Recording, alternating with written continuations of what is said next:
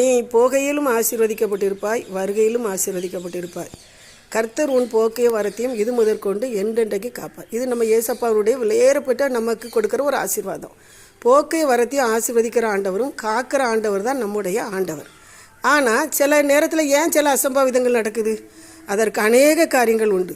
அன்பானவர்களே, இன்றைக்கு கீழ்ப்படிதல்ங்கிற குணமே இல்லாமல் போயிட்டு, ஒருவேளை சாலை விதிகளை மீறுறது, குடித்து விட்டு பேசிவிட்டு இஷ்டம் போல் ஒருவேளை வாகனங்களை ஓட்டுறது, முந்தி பிந்தின்னு இஷ்டம் போல் ஒருவேளை பந்தா பண்ணி ஓட்டுறது, அது மாத்திரமல்ல ஜெபித்து செல்கிற ஒரு நிலைமையே இல்லை.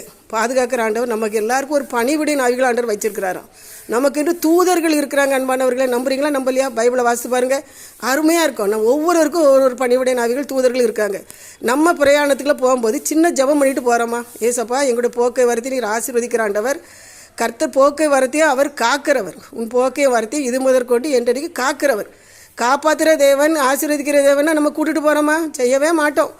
ஜெபித்து போகும்போது சில அசம்பாவிதங்கள் நேர்ந்தாலும் நம்மை காப்பார். அன்பானவர்களே, எங்களோட வாழ்க்கையில் நாங்கள் வாகனம் ஓட்டி செல்லும்போது சில சிக்கல்களை அனுபவித்திருக்கிறோம். அப்போ ஜெபிக்காத தப்பை உணர்வோம். இல்லை என்றால் ஜெபித்து வந்தோமே என்று நினைக்கும்போது அந்த தப்புலேருந்து அந்த ஆபத்துலேருந்து கர்த்தர் அருமையாக காத்ததையும் நாங்கள் உணர்ந்துருக்கிறோம். அதனால் தயவுசெய்து போக்கை வரத்தை ஆசீர்வதிக்கிற ஆண்டவர் தான் இருக்கிறாரு. நம்ம பிரயாணப்படும்போது வீட்டை விட்டு வெளியே போகும்போது ஒரு சின்ன ஜெபம் பண்ணாமல் வாசப்படியே தாண்டவே கூடாது.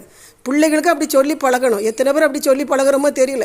ஒரு சின்ன ஜெபம் செஞ்சு ஒரு நெற்றியில் ஒரு சிலுவை அடையாளத்தை வரைந்து எங்கள் பிள்ளைகளுக்கு என்று வைத்திருக்கிற பணிவிடை நாவிகள் தூதர்கள் கூடவே போகட்ட ஆண்டவரே அப்படின்னு நம்ம சொல்லி ஜெபிக்கும்போது கர்த்தருடைய நாமம் மகிமைப்படுங்க. கர்த்தர் நிச்சயமாக ஆபத்துகளுக்கும் விபத்துகளுக்கும் விக்னங்களுக்கும் அவர் நம்மை விலக்கி காப்பார். ஒரு அருமையான குடும்பம் பிரயாணப்பட்டு போகிறாங்க. போகும்போது திடீர்னு நல்ல மழை, நல்லா நிறைய ஒருவேளை இடி மின்னல். அப்போது அந்த வண்டி சிக்கலில் மாட்டுது. பிரயாணத்தில் அவங்க வழி தெரியாமல் தவறுறாங்க.